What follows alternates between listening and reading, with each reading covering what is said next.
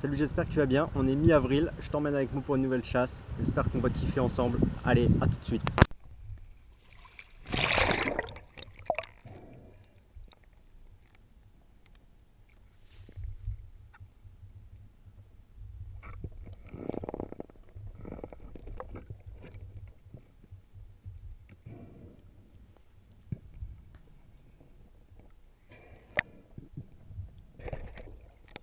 Et là, je commence cette sortie par un magnifique petit poulpe.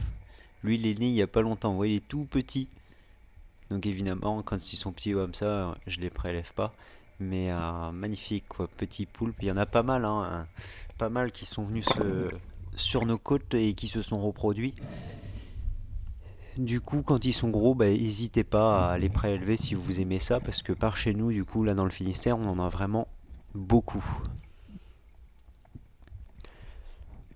Ensuite, du coup, l'idée c'est de trouver potentiellement du poisson plat, donc en longeant la délimitation du sable et du relief. C'est souvent là que les poissons plats viennent se mettre. Voilà, les sols, les carrelets, etc. Donc il faut avoir de bons yeux, hein, parce que souvent il n'y a que les deux yeux qui dépassent et on les voit pas forcément.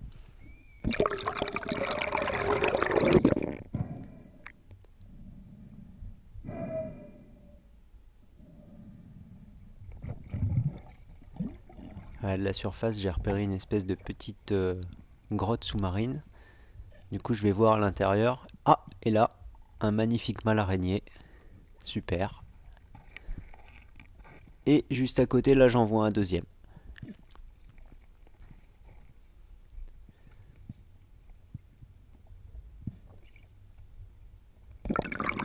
Donc je vais redescendre pour juger si je le prends ou pas. Donc j'ai toujours la première araignée dans la main gauche. Je crois que c'est déjà des jolies balles, les pinces sont correctes. C'est chouette, je vois pas mal de mâles pour l'instant cette année. Hop, et du coup, un deuxième mâle que je vais garder. Ce sera donc les deux seules araignées que je garderai de cette sortie. Je vais en voir pas mal d'autres. Donc à titre informatif, on a le droit à 6 par personne et par jour. Mais bon, si vous n'avez pas moyen de manger les 6, voilà, moi personnellement j'en ai pris que 2 et ça me suffisait amplement.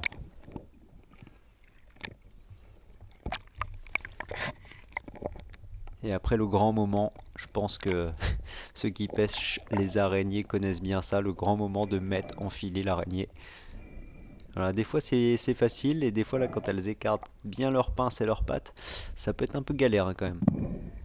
D'où l'utilité d'avoir un filet comme ça qui s'ouvre en grand avec un arceau, parce qu'il y a des filets sans arceau.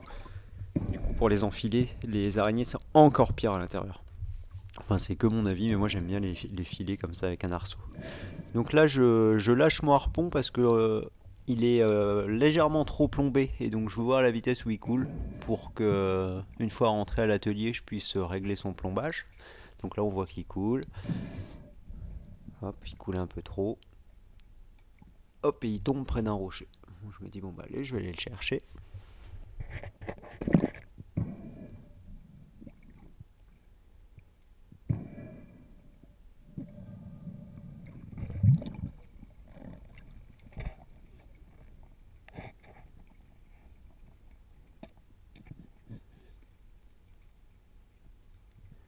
Voilà, c'est parti.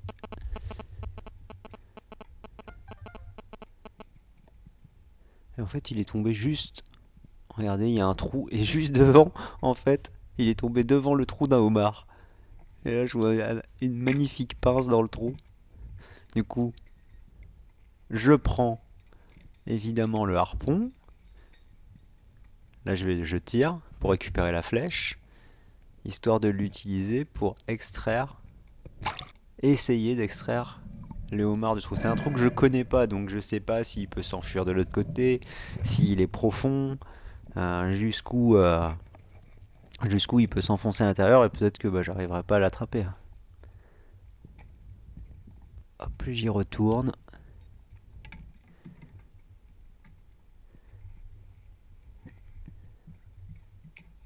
Donc je me dis, bon, je vais tenter le coup par la partie droite, ça marche pas. Donc là je suis remonté entre temps, j'ai pas réussi à l'avoir, je refais une descente. Voilà, je contrôle en fait l'autre côté du trou pour voir si c'est ouvert. Bon, je m'aperçois que c'est fermé. Donc c'est à dire qu'il va pouvoir s'enfoncer peut-être très loin. Et c'est ce qu'il a tendance à faire, donc elle n'est pas gagnée cette histoire. Avec ma flèche j'essaye donc de le faire sortir. Donc sans le piquer hein, bien évidemment, juste pour créer une gêne et qu'il sorte du trou. Voilà, j'essaye à gauche, déjà je commence à plus le voir, donc bon, c'est pas bon signe. J'essaie de le pousser sur la partie droite, mais il n'y a rien qui sort. Là, je remonte de nouveau. On voit le harpon au passage, donc il flotte sans la flèche, mais qui a coulé avec la flèche. Moi j'aime bien quand il reste entre deux eaux, une fois qu'il est armé. Donc après je mets plus ou moins de plomb à l'intérieur du fût. Là je redescends, hop, la flèche donc est toujours devant le trou. Et là je le vois sortir. Regarde, tu le vois là? Il est en train de sortir, hop, je le chope. Oui, avec une pince, je le retourne et là en fait c'est une femelle grainée. Donc une femelle grainée, une femelle qui a des œufs. Donc évidemment je vais pas la prélever, hein. On ne prélève pas une femelle avec des œufs, ça tombe sous le sens. Ça fera plein de bébés homards. Et voilà, donc je la repose devant son trou. Elle va être bien contente de pouvoir retrouver sa maison. Et moi je suis bien content parce que j'ai trouvé un nouveau trou à homard. Voilà, essayez de prendre dans ce qu'on appelle des amers, des repères terrestres. Voilà, 2 ou 3 sur la côte pour retrouver vos trous. Plus des repères sous-marins. Plus vous aurez de repères, plus vous aurez de chances de retrouver vos trous à homard. Là on est sur un nouveau spot. Je vois une belle tête de roche. Et en fait j'ai vu un sar. Et là tu l'as pas vu à la vidéo, donc je repars en arrière.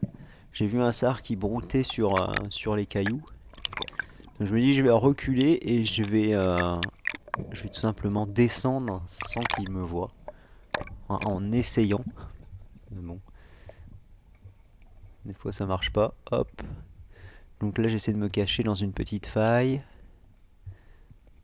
Donc l'eau est bien claire, hein, c'est cool, mais le poisson nous voit de loin aussi.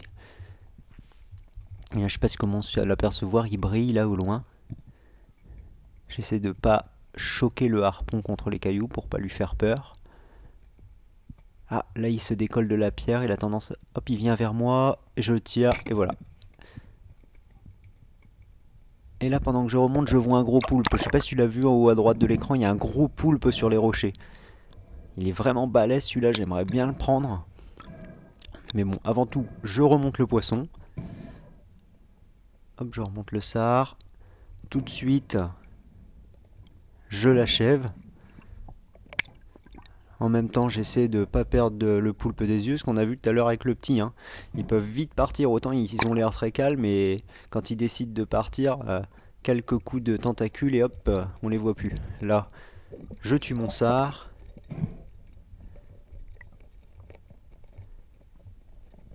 Voilà. Je range le couteau. Je laisse le sar sur la flèche. Je prends même pas le temps de l'accrocher. Voilà. Hop. Je sais que je vais le retrouver. Il est au bout de la flèche et il est mort. Et là, je me dirige vers le poulpe. Parce que j'ai vraiment envie d'en manger un. Ça fait une paille que j'en ai pas mangé. Et là, on voit, il est magnifique. Hop, il change de couleur quand il me voit. Il commence à se coller. Et là, bah, je tarde pas, hein, je le tue rapidement. Le but, c'est vraiment après voilà, le faire souffrir le moins possible. Donc, coup de couteau entre les yeux. Entre les deux yeux, tu plantes bien le couteau et tu remontes vers le bulbe en tournant en même temps. Et en fait, il devient tout flasque, il devient tout blanc. Mais c'est peut être compliqué à tuer. On voit qu'il y a encore une tentacule qui est un peu rouge. En fait, des fois, on dirait qu'on arrive à les tuer aux trois quarts. Faut arriver voilà, à les tuer complètement, quoi. Et tout ça, évidemment, le plus rapidement possible. Voilà, là, hop, il devient bien flasque. Et donc après, tu découpes ça en petits tronçons. Évidemment, tu l'as congelé avant parce que sinon c'est immangeable. Tu fais revenir des oignons. Tu mets tes petits tronçons avec des oignons. Tu fais revenir ça donc ensemble. Ensuite, de la sauce tomate. Tu laisses mijoter minimum 1 h 30, sinon c'est dur. Et ensuite, tu sers ça avec un petit riz blanc. Je peux te dire que c'est vraiment pas mal. Je sais pas comment vous le mangez.